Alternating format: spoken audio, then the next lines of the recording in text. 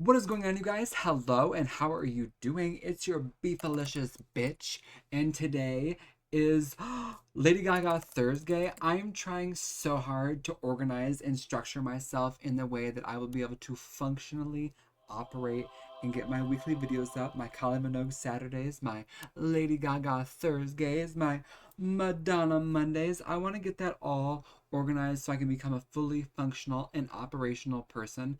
But with me moving, as you guys can see, my background is bad. It looks poor. It looks chaotic.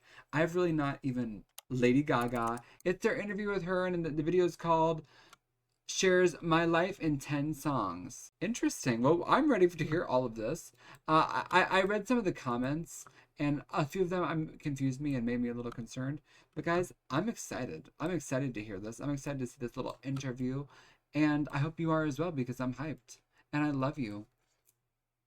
Let me blow a little kiss at your face and tell you that you're pretty.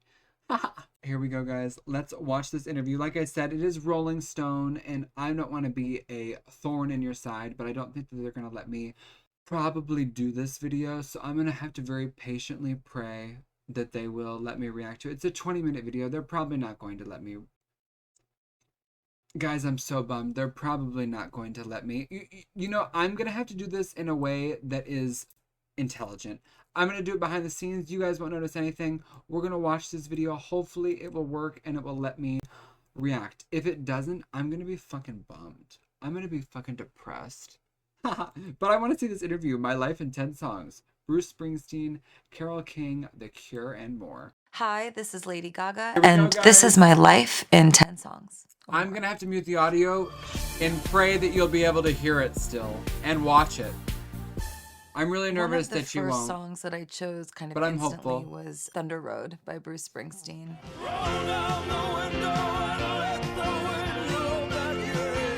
Springsteen has influenced me my whole career. My album Born This Way was heavily influenced by Bruce Springsteen. Bruce had a very particular kind of grit and soulfulness, and when I was making Born This Way, I thought a lot about how to incorporate who I really am into my music, even more than I did during The Fame. The Fame was an album that was more about my dream for myself. Born This Way was more of an album that was looking back on like a particular time in my life. I think I fell in love with New York all over again through Bruce's music because of the proximity to New Jersey and, you know, that whole kind of like area, even Billy Joel being kind of like the other side of that. I think the music that affected me the most in my life happened pretty early. I feel like those formative years when you're first discovering music is when you're like a sponge and you kind of soak everything up. I remember feeling like I was learning about my dad through the song because my dad is from New Jersey. The first time I've ever looked at her father. It was the way and mother. that That's he crazy. told his life story.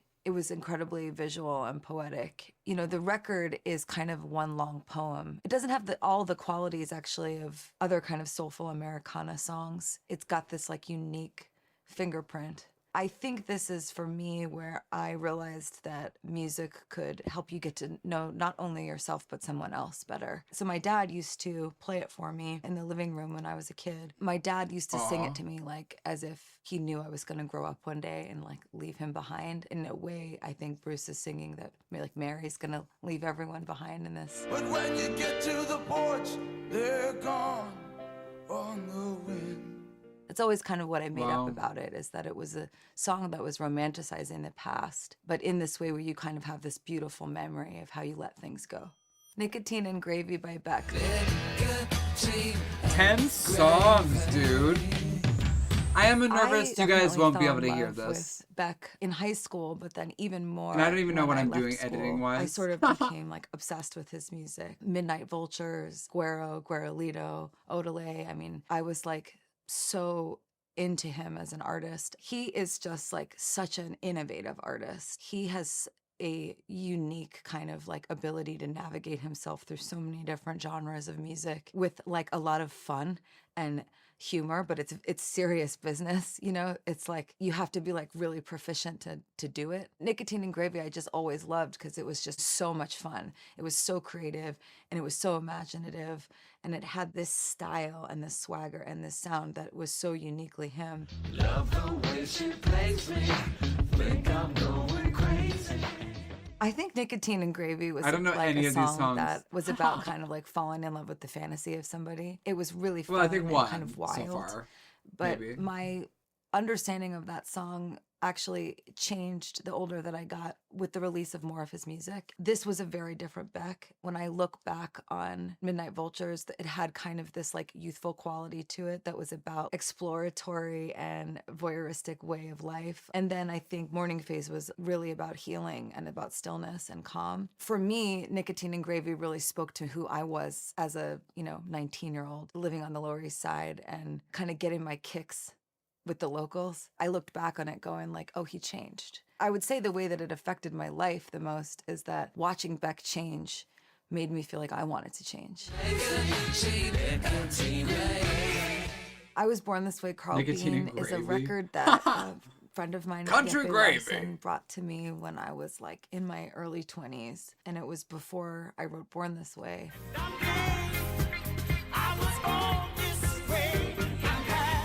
I learned all about him and his life, and he was this pastor in California that was incredibly inspiring, and he had this career in music, and he made this amazing song that was so inspiring to the LGBTQ plus community, and he was such a Never force even and a knew leader. about this I was song. so Wow. inspired by that song. I heard it and I was like, I wonder if there's a way to like flip this into like a modern pop record. So I worked with Yeppe on it and we got to work. But I think it's like kind of this classic record that is so important, and it's so meaningful to me too, because the entire energy around Born This Way, my song, entirely depended upon the song.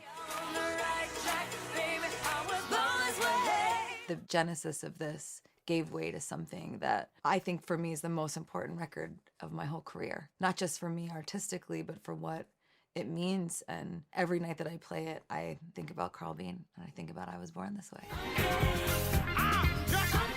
I never even knew that she wrote that song with him. How In-A-Gadda-Da-Vida cool. is a song by Iron Butterfly that my That's mom really played awesome. for me when I was, I think, in high school. Her mom. I had been like Never looked at writing her mom songs either. that were kind of like fantasy with like nonsensical words in it, and my mom was like, you gotta hear this song. I think they were like really drunk in the studio and they were trying to like sing in the Garden of Eden, and then it came out as In-A-Gadda-Da-Vida, and then they kept it that way. So I thought that was always, I don't know, just really cool. And I know it like stuck in the back of my mind that you could make a hit record with words that you make up. That definitely stayed with me through like all my music, and then like made a comeback for Abracadabra. Some version of real words, but not really.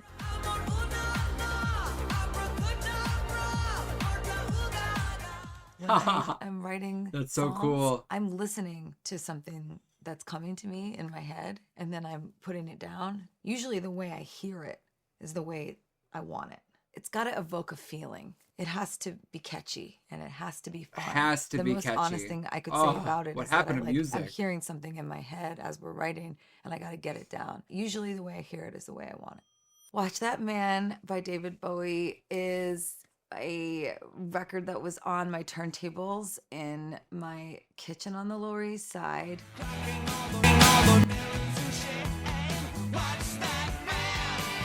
I had my 2 turntables and that vinyl up every day, and every morning I put it on. I really discovered David Bowie through my friend Lady Starlight. I would kind of like vent to her in my apartment and just say like, I play out, and I was like hustling with record labels and executives, and they would say, yeah, you have an amazing voice, but you're really theatrical. It's pop, but it's really theater. And then I would like audition for musicals and, theatrical productions, and then be like, you're very pop. I had this like conundrum as a young person. I was like a little too or not enough something. She like said to me, she goes, David Bowie was very theatrical, and he's David Bowie. I started to kind of try to understand him as an artist and How delved cool. into his music. The album Aladdin Sane is like a very, very amazing album. I felt like I identified with it, like that feeling of like leaving your apartment and walking down the street. I had such a dream of making something of myself that it became kind of like this pump up song for me. My love of David Bowie just deepened from there. But I would say that that was one of the first songs. And then I'll add a song called Hey Little Girl by the Heavy Metal Kids, which is like this really camp metal band I used to listen to, like kind of coupled with Watch That Man. Open your windows 'cause we're together.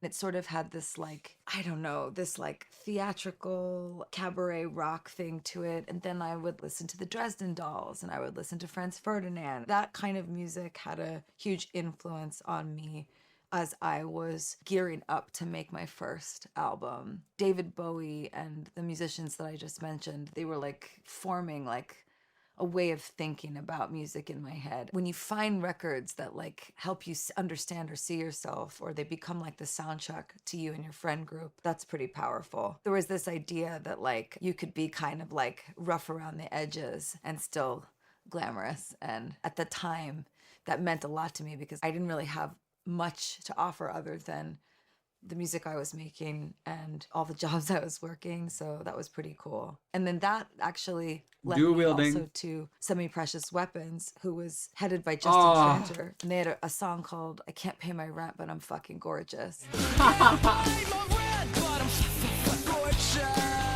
That was like a huge hit. He is so hot, or was, I should say. And I like, adore them so much. And I used to Maybe go he to their still shows. is. I got like, you know, asked to open for them. And that was like this huge deal for me that happened. And then all of that. And she was in their music video. I reacted to happening for that me video. at like a formative time, like as I was making my first album. Wow. I chose Superstition by Stevie Wonder. Very superstitious. Writings on the wall. I also could have chosen Signed, Sealed, Delivered. I could have chosen I Wish. I loved and still love Stevie Wonder so much. And his records were among the earliest ones I ever listened to. And I think it was kind of his abundance of joy. I always felt in his music that he wanted everyone to be happy. That was something I started to notice was like different, and who was available to share their joy with the listener and who was kind of like maybe more tortured in a different way. Specifically from Superstition, that bass line is like one of the most exciting bass lines I'd ever heard in my whole life. I started just to think about music differently. Listening to Stevie Wonder helped me to kind of think about how I could compose differently. It's like So the kind cool. of music She got that to you work have with to, like, literally seep everyone, into except for your Madonna. bones and your soul until it like finds its Because way of the into media. something true that's authentic to you. But I definitely like had my moments on Mayhem where I was And then thinking pitting about him. fan bases against each other and women against each other. Tapestry by Carole Which I'll King never was stop just, complaining like, about. An amazing like album, actually. My life has been a tapestry of rich and royal hue.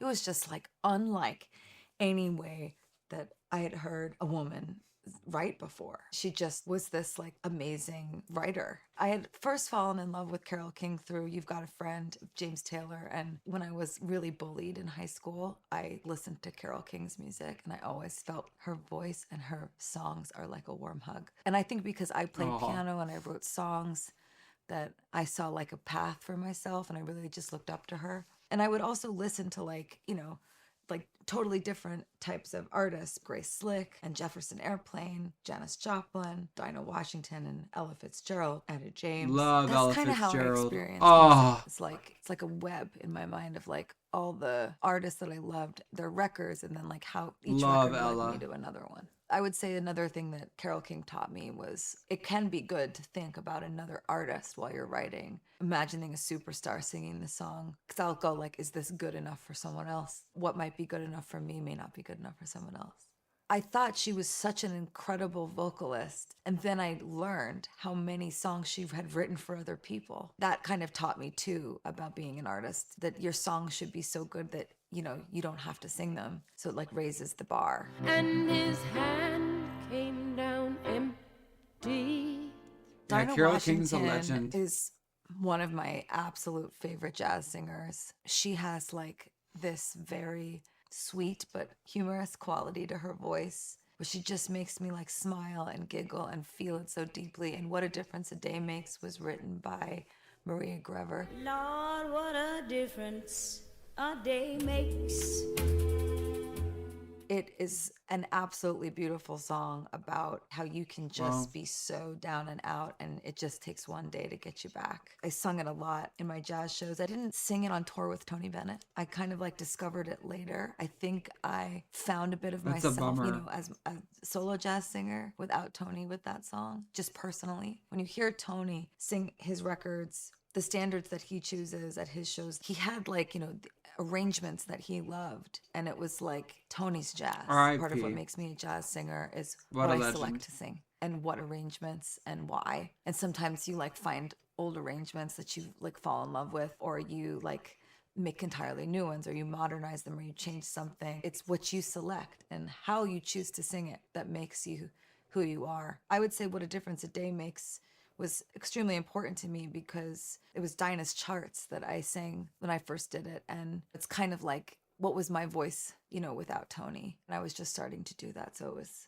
kind of very special to me. And the difference is you. So What Gorgeous. by Miles Davis. Well, this is another great like segue into like how I learned as a young artist. It's how you think about music, and that everybody can think about music differently.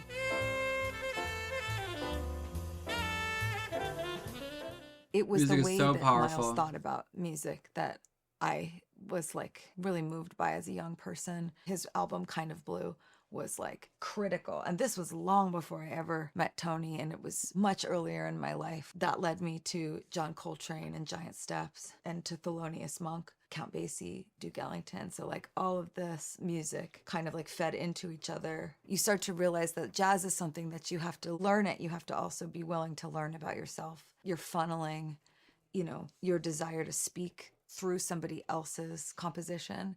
And then the way that you do it is what makes it yours. Jazz without vocals was like very profound for me. Like it allowed me to kind of actually step away from the beauty of the vocalist and focus on the beauty I love jazz. of these players. But I loved So Wet.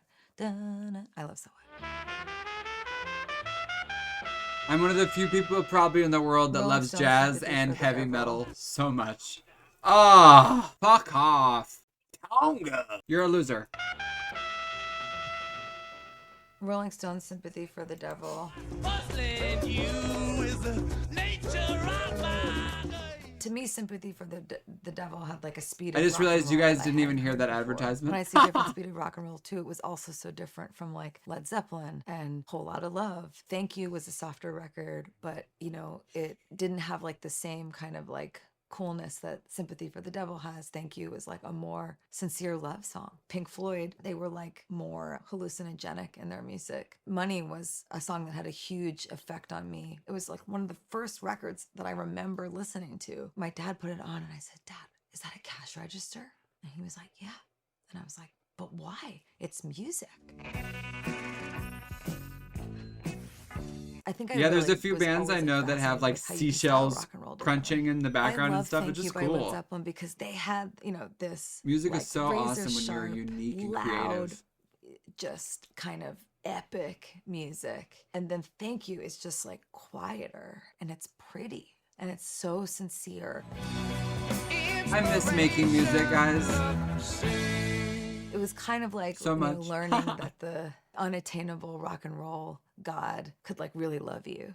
There was like a human So being much. underneath the legend of it all. This idea of like drama and theatricality in music, and then sincerity. I think those are two things that kind of yin yang for me. Every time I saw these like amazing artists do something unexpected, it just reminded me that they were doing it because they love artistry and they love music so much, and they were like exploring it as if it was uncharted territory. Like they just wanted to know what was in the world of music. In the history of like music, artists like time and time again were like criticized for not giving the audience maybe the thing the audience fell in love with to begin with, and like doing something new. I found it really always exciting and fascinating and interesting and cool. And on my album Mayhem, I like returned to a sound I created for myself. I think the reason I did that was because something that I created earlier in my career was new for me. And I think that like my deviations from it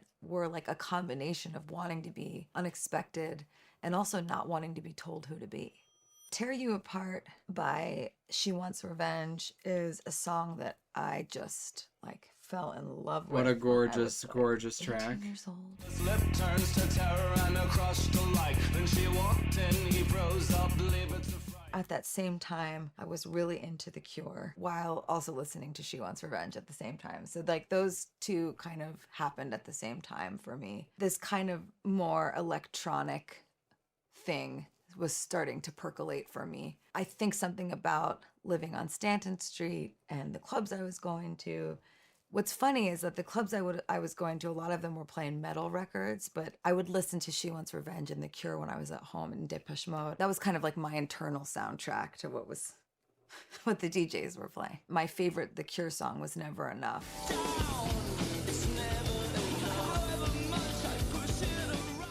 And I just like am obsessed with the production on that song. I love the song also, but the production on it is just like something else. I think I related it to kind of that time in my life. I like couldn't stop partying. I mean, I was writing songs and partying, and that's all like on loop.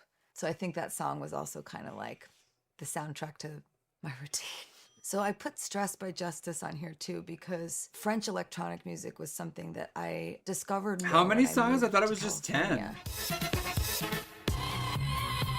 We're at 15. It is 10 songs, it says. They are just How weird. like so incredibly brilliant and talented. And I remember I kind of learned about them for the first time watching the video and listening to the record. The production was so unique and so special. And the video was extremely anxiety inducing.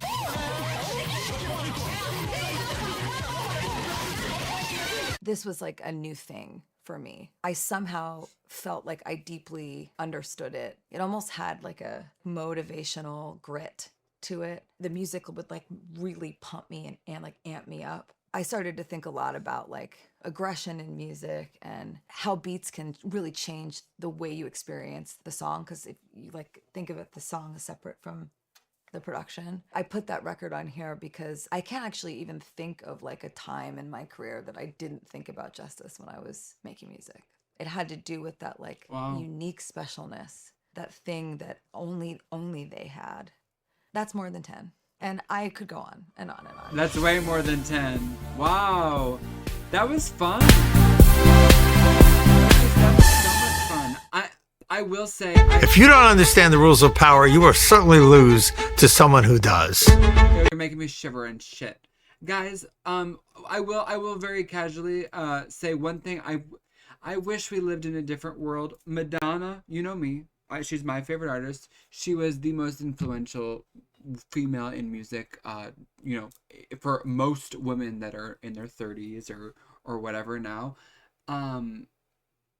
It makes me so fucking sad that we live in a world where Gaga could never pay homage or just even mention a Madonna song that influenced her during her writing or her career, because Madonna fans and then Little Monsters would have a war, or the media would paint her as a copycat or some stupid shit.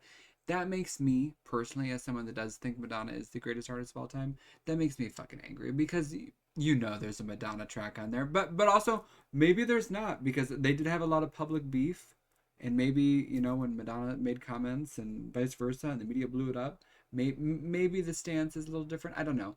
My whole opinion and thought process, it's a little confused. Anyways, guys, me editing this video is going to be a bitch, but I love you. I appreciate you. I'm gonna go watch this Jimmy Kimmel video, and then I'm gonna start editing this. It is currently almost midnight. It's 11:07 p.m. Oh, and I'm sleepy. But I've got to get this video up because I want to get back to being a pussy popping princess. And I'm sorry that I've been a mess recently. I love you guys. Happy Lady Gaga ThursGAYYY. Are you happy? Ew. I love you. Ew. Let's not make it weird. Guys, I'm making it weird. Let me get my fucking light on. 1 second. Oh. God, this is a bonus clip because I'm a pig. Oh, let me flip my lamp switch. Let me turn on my little lampy poo. Oh, yeah.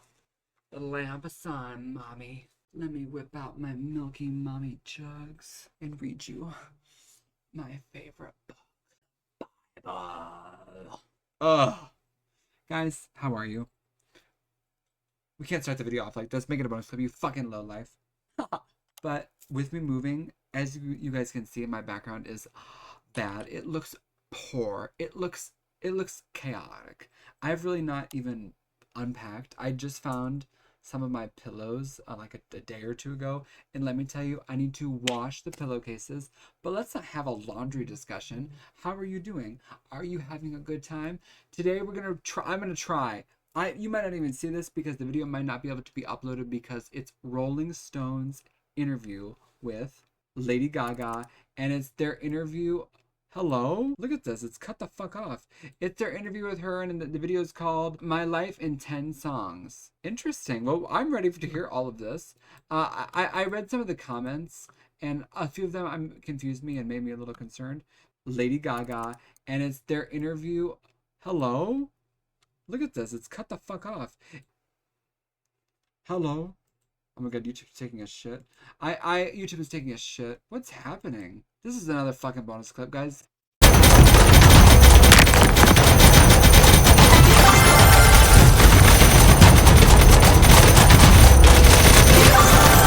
gonna give the ad revenue, but this is a bonus clip. Let's like the video for the Rolling Stone and Lady Gaga. Weird, they collaboratively uploaded this video. That's actually that is very cool that US did do that. And guys, I will be watching this Jimmy Kimmel episode afterwards, so we're gonna add that to our queue. I love Jimmy Kimmel. Let me just very bluntly say that I'm obsessed because I love the way that he critiques our good savior, the Orange Menace. Oh. Anyways, let's not get political. This is all a bonus clip. I can be political in the bonus clips, can't I? I'm allowed to be a political advocate. Guys, speaking of political advocacy, this isn't political advocacy, but I saw the judge for my eviction case, remember with my cockroach apartment? I saw her tonight at my gay men's forum. I'm gonna have to block it out, but she gave me her calling card with like her personal phone number. And she told me to call her if needed because I'm gonna get like the eviction off my record tomorrow. My life's stressful. While you guys are watching me right now, I'm on my way to the courthouse having horrible nightmares and crying exponentially because I'm sad. Guys, I love you. This is a bonus clip. I'm so sorry. Hopefully this video was able to be seen or heard. Maybe it won't even be able to be heard, but hopefully. YouTube does like to fuck me. I'm nervous because the reason I had to mute the video is because I think they're gonna say it's blocked for audio purposes, and I don't want to take that risk. So we're gonna mute this. We're gonna mute this. We're gonna mute that. Here we go, guys. The advertisement we let play in full because I am a famine. Every hour counts. It's sad. Children It is sad. are starving to death. Make a donation. Support these humanitarian organizations. This cannot wait. This is not a debate. This is our job I have no issues as human beings. Israel is doing war crimes against humanity and atrocities. I have no issues saying that. Yeah, I have no issues saying that. It's fucking psychopathic. Ugh. Let's be informed. Anyways, let's enjoy music and watch this good interview. Hopefully you guys enjoyed the video. This is a bonus clip. I'm a mess. Hi, this is Lady Gaga. Motherfucker. Goddamn motherfucking ads, dude. Guys, the ads are gonna make this really awful to edit, just so you are aware. Side.